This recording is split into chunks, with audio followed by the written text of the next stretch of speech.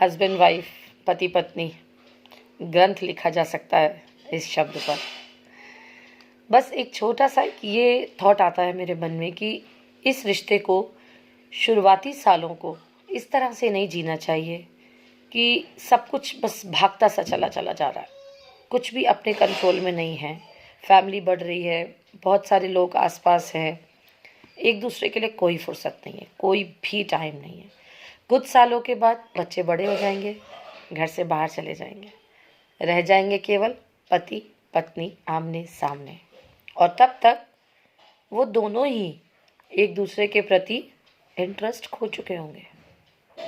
पता है क्यों? अजनबी तो वो नहीं है इतने सालों में, लेकिन एक दूसरे से अनजान है। क्यों?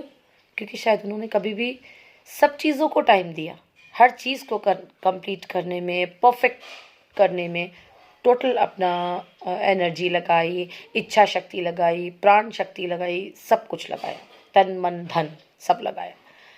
लेकिन इस एक रिलेशनशिप के बॉन्डिंग को क्रिएट करने के लिए शायद वो ना लगा सके। रिश्ता ऐसा जीने की कोशिश करनी चाहिए कि एक एज के बाद रिश्ते में दोनों लोग एक दूसरे के लिए अनजान ना रह जाएं। अजनबी तो नहीं रहेंगे, लेकिन अनजान ज़रूर रह सकते हैं। और वो अनजानापन जो होता है ना, वो एक खालीपन सा लेकर के आता है। और शौक़ आपने अपने कोई जनरेट नहीं कर पाए। क्यों? क्योंकि आप अपनी जिम्मेदारियों में बहुत ज़्यादा परिपूर्ण थे। अब आप अनजान भी हैं एक दूसरे से, क्या करेंगे इस एज में? शौक़ कुछ रह नहीं गए। और अगर जो है भी, शायद जो कभी किसी एक रात सपने में सब कुछ आया भी होगा हल्का सा, वो आगे बढ़ गया, अब उसको दोबारा से रीस्टार्ट करना बहुत मुश्किल लगता है। इसलिए अपने रिश्ते को इस तरह से बिल्कुल ना जिए कि वो आगे जा कर के सिर्फ एक पसरा हुआ सन्नाटा, एक बेफिजूल की क्रिएट करी हुई unwanted war, unwanted argument, not required argument में वो तब्दील हो जाए और वहाँ पे सिर्फ एक pause pause pause pause pause ही होके रह जाए। क्यों? क्योंकि लगाव भी है कहीं ना कहीं, आप उनको नहीं छोड़ पाओगे, वो आपको नहीं छोड़ पाएंगे, और एक अनजानापन भी है। इस एज में भी अगर आप दोबारा से उस चीज़ को ठीक करना चाहते हैं ना, कोशिश कर सकते हैं, तो पता है करना क्या है? सिर्फ साथ बैठ के बातचीत करनी है। और बातचीत करनी है, बातचीत क्या करनी? क्योंकि आप बहुत बड़ा और बहुत लंबा जीवन जी के आए हो। किसी का जीवन बड़ा होता है, किसी का जीवन सिर्फ लंबा होता है। ये तो पर्सन टू पर्सन डिपेंड करेगा, आपने जो भी जिया है, बड़ा या लंबा। बट स्टिल वहाँ बैठ करके जब भी आप बात करना शुरू करते हो, आप क्या बात करते हो? मैंने ये किया। सामने वाला कहेगा मैंने भी तो ये किया। ना आप गलत ना वो गलत।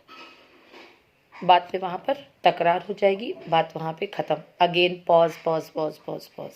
सल्यूशन कुछ नहीं है। एक्चुअली हमें करना क्या चाहिए? जो चीज़ें मैं आपके लिए ना कर सकी, या जो चीज़ें आप मेरे लिए ना कर सके, किसी भी रीज़न से, किसी भी कारण से, तन मन धन परिवार, कोई भी कारण हो सकता है, क्यों ना आज उस पर बैठ के बात करी जाए। क्योंकि हर कोई सुनना चाहता है। जो उसे नहीं मिला है ना, वो एक छोटी सी चीज़, एक सुई, उसे 10 मिली हुई चीज़ों पर कहीं ना कहीं इमोशनल फॉर्म पर वो भारी होती है, वो भारी होती है।